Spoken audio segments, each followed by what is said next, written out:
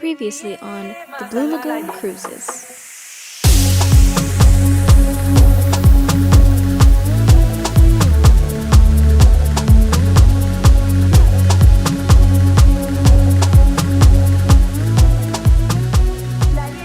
On day 1, we boarded our cruise ship, checked into our rooms, and immediately went to the beach. That's where I practiced snorkeling in shallow waters because I knew I was going to be snorkeling in deeper waters later. We had an amazing welcome dinner, and on day 2 we had some family fun time at the beach, and we got to see a Lovo demonstration. While that was cooking, I got to finally go out snorkeling at the reef, and I got some amazing footage. We actually went out snorkeling a bunch of times throughout the 5 days, so I wanted to put together a small clip of everything beautiful that I saw in one video, so that's what I want to show you next. Like I said in my previous video, there are risks and dangers to participate in water activities in the middle of the ocean, but I always prioritize safety while also trying to get good footage. And in my opinion, the payoff was totally worth it. So without further ado, here's life and a whole new universe under the sea.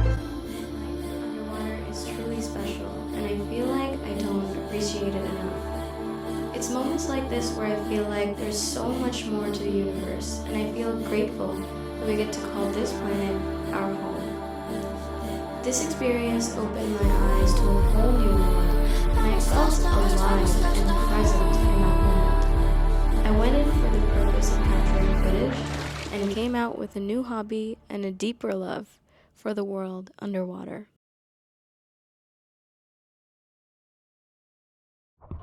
I thought you saw a shark. Yes, she did. And I went up to two and I bent too deep. And this one could not lock it. And I couldn't unlock it. And when you try to take a breath, it's just like vacuum. I'm not joking, someone actually did see a shark. It was a baby shark though.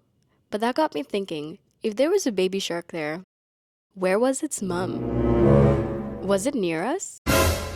Anyway, we're not going to think about that. We're alive, we're fine. Let's get back to the cruise. Tonight is a Fijian celebration. We're starting off with kava, also known as yangona in Fijian. Then we're indulging in our Lovo feast, which was prepared earlier.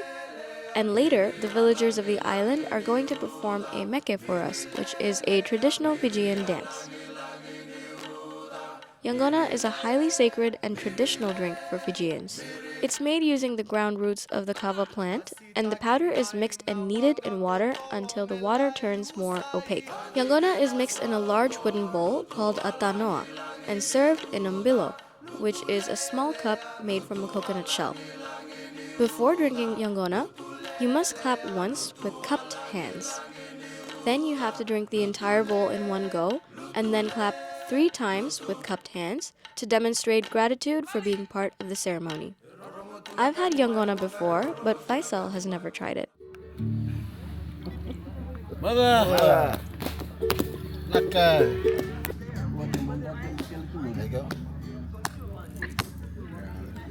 Nice. Got it already. Got it. Yangona has a strong earthy taste and sedative properties, so you'll usually feel more relaxed and calm after drinking. Sometimes you'll also get a tingly sensation on your tongue and throat, but it goes away after a little bit. Drinking Yangona is more than just a ritual. It's a gateway into the heart of Fijian culture.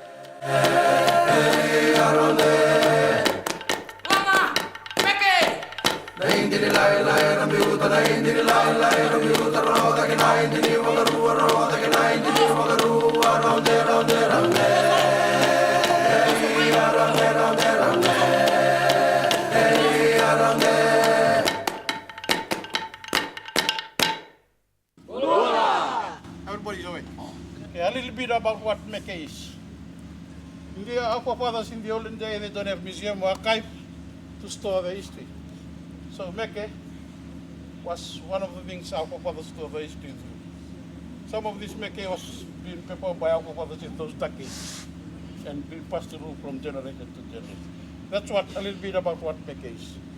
You see the first item today, you see the ladies here with garlands, so we call them salu-salu. They'll be coming in and put it, that'll be your first item put over your head. Somebody do it to you in Fiji, somebody do that to you in this island. It means, welcome home. We welcome you to our home in Kasar. Let's give a great round of applause.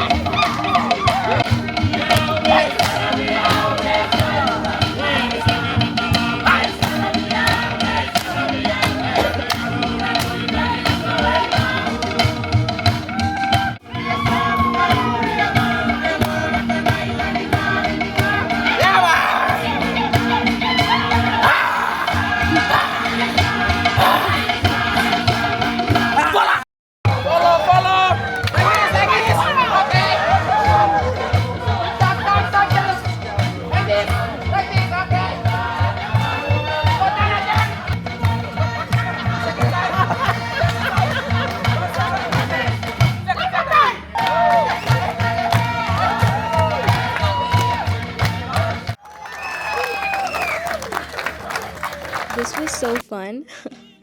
And one thing I love about the tourism industry in Fiji is that they don't focus on giving people the typical tourist experience. They also end up teaching visitors about their culture and their Pacific way of life in some capacity. People come into Fiji looking for a holiday getaway, but they end up leaving Fiji with broadened perspectives.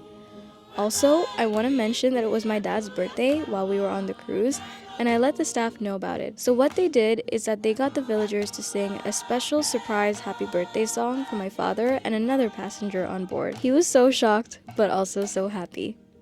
Cabin 14. Come on, everybody.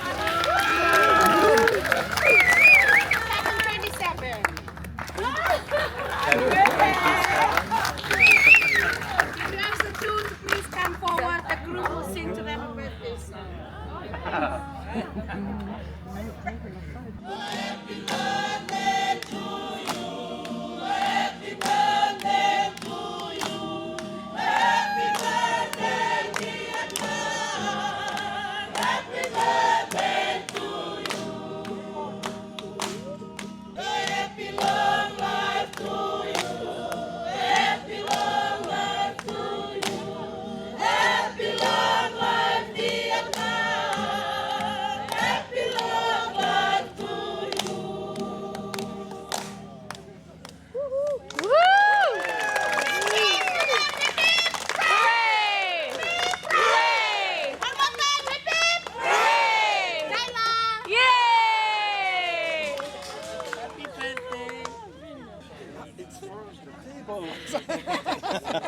Tonight was so eventful, and it really made me happy to connect with the culture that I grew up around.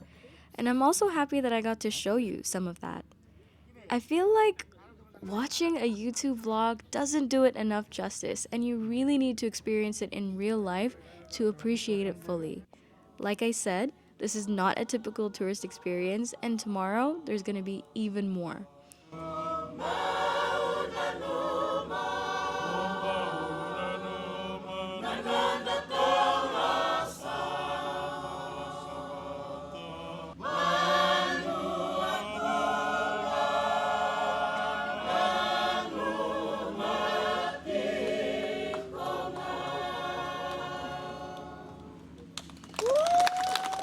Oh, that farewell song makes me cry every single time. But you know what? It's not farewell just yet, because tomorrow we have even more exciting things planned. On the first day, the captain of the ship told us that we were welcome to visit his cabin at any time, and if we were good enough, he'd let us drive the cruise ship. So I'm gonna go in tomorrow and see if he'll let me. I'd be really surprised if he does, because nowhere else in the world will anyone let me touch their precious ship. But only in Fiji, there's a chance that he might. Also, tomorrow we're going to the Sawa Ilau caves. I've been to these caves 10 years ago, and when I went, it was one of the most beautiful sights I'd ever seen in my life. Someone once told me that you haven't really been to the Yasawas unless you see these caves, and I totally agree. So tomorrow, we're up for more adventure. But before that, let's get some good night's rest.